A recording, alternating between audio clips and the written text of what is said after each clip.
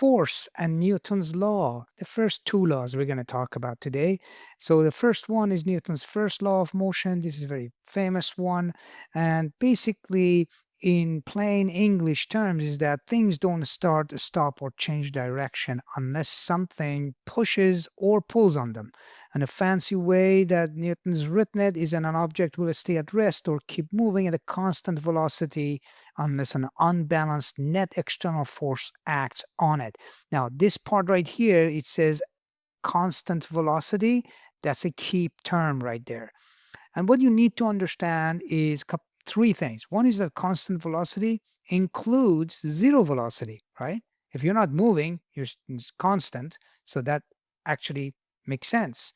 The other thing is that forces can be present, but if they balance, motion doesn't change. All right. That's very important to understand. Most students get this confused. As long as the forces are balanced, motion won't change. Just think about driving your car, for example. If you press the accelerator, that means gas, that means more power, that means more force, that means you're going to go faster. So there's external force being acting on that, and that's basically the combustion engine.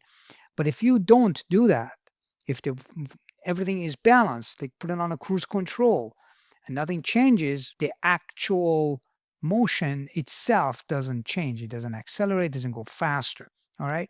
And motion changes only when forces are unbalanced. So I've got a couple of examples here, pushing a wall and a car is starting to move. So think about pushing a wall. Let's suppose that you're pushing a wall as hard as you can, but the wall doesn't move, right? And does that mean that there's no force acting on the wall? No, there is a force. You get tired, right? So, but the thing about it is that the wall will not move because the net force is always less than what it needs to be so that you can move the wall, right? If the net force is positive, then you're going to move the wall. If it's negative, it's going to stand still. Same as the car, right? As just explained, they give you an analogy of a car. And the moment that force exceeds the actual force that is the weight of the car, then what happens is that the car starts moving. And that means that becomes unbalanced, right? And then the move starts. And that's what it says. Motion changes only when forces are unbalanced. All right, let's do the second law. That was the first law. The second law is very straightforward. Is got to do with the acceleration and a mass of an object. The force, the acceleration of an object is directly proportional to the net force acting on it and inversely proportional to the mass, right? The faster you want to go, the lighter the person or the mass needs to be.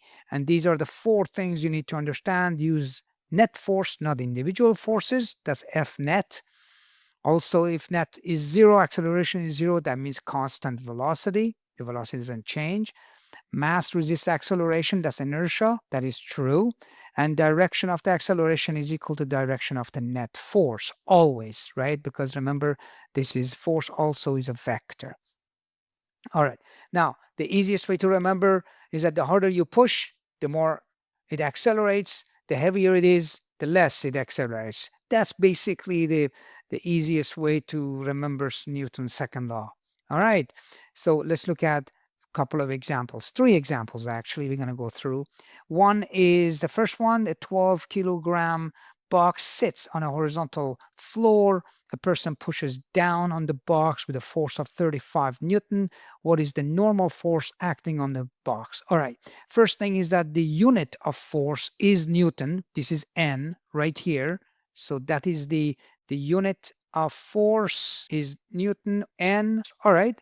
Now let's draw this. Do you have this box on the horizontal surface somewhere and being pushed down on it, and the force that is being pushed down is 35 Newton. Now, this box itself has a weight, mass times g. G is the acceleration due to gravity. Every object has that. This pulls down by acceleration due to gravity with the mass that it has. All right. So here is 12.0 kg times 9.8 meters per second squared. That's your acceleration due to gravity, right? Moving down. And also you're pushing it down on a horizontal surface. It's not moving anywhere. So it is balanced. It's not moving. You're not pushing it left and right. The question is, what is the normal force acting on the box? Now, here is the interesting thing you need to pay attention. So the normal force always acts upward, opposite of the total reaction force against the force that's going down in opposite direction. Okay. So in this case, we have, you look at the F normal. So let's say, so F normal must equal to the W, which is mg, plus the 35 Newton that is being pushing down, because horizontally is not moving anywhere and vertically is not moving anywhere. All right. So here you just multiply these two numbers, you get 117 Newton downward, right? Which is on the same direction of the W, which is weight, which is the mg. So when you add them all up, you'll get 152.6 Newton. Okay. So that is the answer. What is the normal force acting on the box? That's what that is. Basically, is a reaction force that is exactly opposite of all the forces that are pushing down on that. That's the answer to that. Okay. Now let's look at the second question. So here's a question. A crate is pulled across a floor with a rope. The rope pulls with 120 Newton friction, opposes the motion with 120 Newton. What is the acceleration of the crate? And what is the net force? Well, net force is force of pulling or applied, subtract away from the friction force. And what you will get is 120 Newton. That's what is being pulled. And 120 Newton is the friction. That is 0 Newton. And if that is 0 Newton, the formula for the second was the mass times acceleration, right? Regardless, so this is now 0. Force, the net force, F net, that is 0. So you have 0 Newton is equal to, the crate has a mass. Leave the mass alone, right? But then what you have to multiply mass by to get 0? Well, A, the acceleration, right? So now we're going to solve for A. So A must be 0 meters per second. There is no other way you can get this, right? The mass, the crate has a mass. So that means that this crate is not actually moving at all. All right. It's there is a 0 acceleration. That means that speed, or it could be at rest. It doesn't really matter, right? Now, one thing I have to make sure to go back to question 1. This is the normal force. This is upward because direction matters. Remember, force is a vector. Vector needs a direction and magnitude. So I do have to say 152.6 Newton upward, even though I did explain it, said it there, but I want to make sure. Okay. Now, this is question number 2. Now let's look at question number 3. This is a direct application of Newton's second law. A 5 kg box is pulled horizontally across a frictionless floor with a constant force of 18 newtons. And then we have 2 questions to answer. What is the acceleration of the box, and how long will it take for a box to reach the speed of 6 meters per second starting from the rest? Couple of things. Number 1 is that remember that the unit for mass is kg, okay? And for acceleration is meters per second squared. This is a derived from unit, but these are the units that we have to use. And remember, the force unit is Newton. Okay. And Newton, by definition, look at the F is equal to ma. Well, will be kg times meter per second squared, which is equal to 1 Newton. Okay. All right. Let's go ahead and set up what we have. First is the mass of the object, the box. We have the force that's being pulled is equal to 18.0 Newton. Okay. And the question is, what is the acceleration of the box?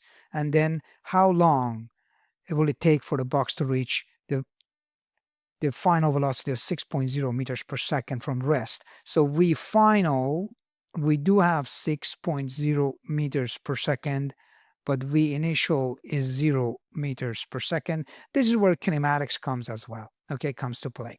All right, question one is very straightforward. Part one, this is F is equal to MA. And here we have 18 Newton is equal to 5.0 kg times A.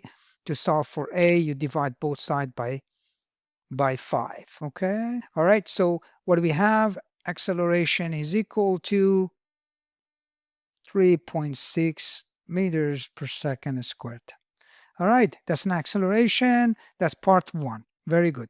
To find part two, that's very simple. This is for part two now.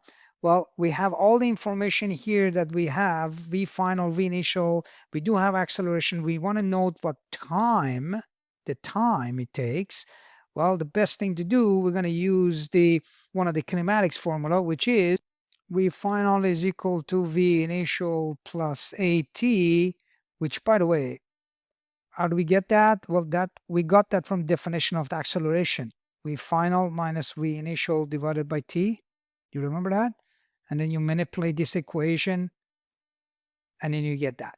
All right, plug numbers in and let's see what we get. 6.0 meters per second is equal to 0 meters per second plus 3.6 meters per second squared times t. You get 6.0 divided by 3.6.